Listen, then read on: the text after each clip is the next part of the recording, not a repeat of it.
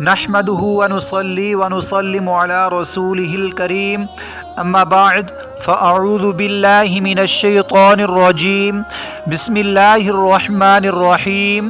جانڈلو T V channel کے دیکھنے والے سب احباب، امید کرتا ہوں آپ سب خیر و عافیت سے ہوں گے۔ اللہ پاک آپ کو دونوں جہانوں کی بھلائیاں عطا فرمائے۔ سامعین ذی وقار، آج انشاءاللہ عز و جل ہم سنیں گے رمضان المبارک میں شیاطین کو کہاں قید کیا جاتا ہے۔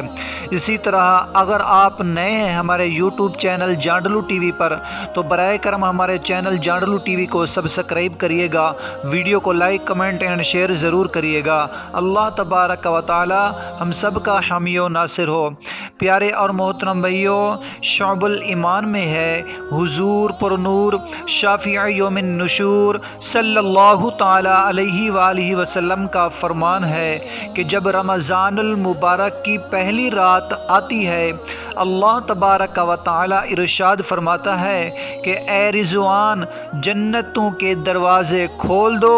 فرمایا اے مالک، امت محمد صلی اللہ تعالی علیہ وآلہ وسلم کے روزے داروں پر جہنم کے دروازے بند کر دوں۔ اسی طرح پیارے اور محترم بھائیو، فرمایا اے جبرائیل، یہ کون ہے فرمانے والا؟ خالق کائنات مالک لم یزل۔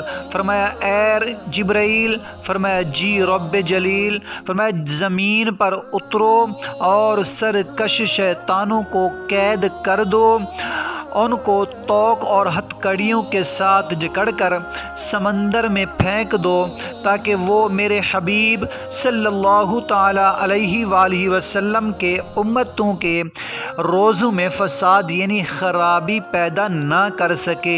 اسی طرح بعض روایات میں یہ بھی ہے کہ شیطانوں کو جکڑ کر سمندر کی گہرائیوں میں پھینک دو۔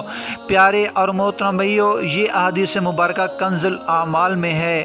یہ دیکھیں کہ رمضان المبارک کا کتنا بابرکت مہینہ ہے، اور اس مہینے کے اندر جتنا ہو سکے اللہ تبارک و تعالی کی عبادت کریں، روزے رکھیں۔ اسی طرح اس مہینے کے اندر اللہ تبارک و تعالی کے رسول صلی اللہ تعالی علیہ وآلہ وسلم کی ذات بابرکات کے اوپر درود اور سلام کے نذرانے پیش کریں۔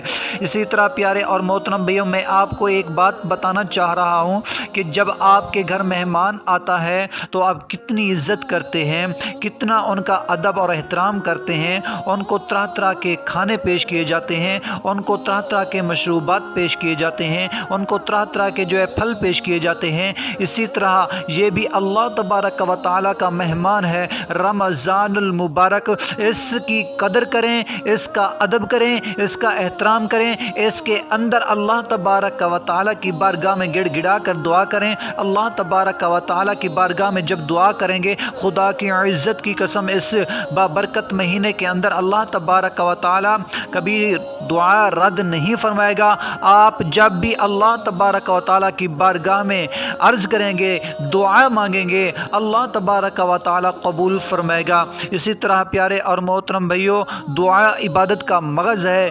الدعاء مخ العبادہ، حدیث مبارکہ ہے کہ دعا عبادت کا مغز ہے۔ آپ دعا کریں گے اللہ تبارک و تعالی کی بارگاہ میں گڑ گڑا کر، انشاءاللہ اللہ تبارک و تعالی اس بابرکت مہینے کے صدقے اللہ تبارک و تعالی ہم سب کے صغیرہ اور کبیرہ گناہوں کو معاف فرما دیتا ہے۔ پیارے اور محترم بھائیو، اس کا ادب کریں، احترام کریں، جتنا ہو سکے عبادت کریں، اور اس ویڈیو کو آگے بھی شیئر کریں۔ اللہ تبارک و تعالی ہم سب کا حامی و ناصر ہو۔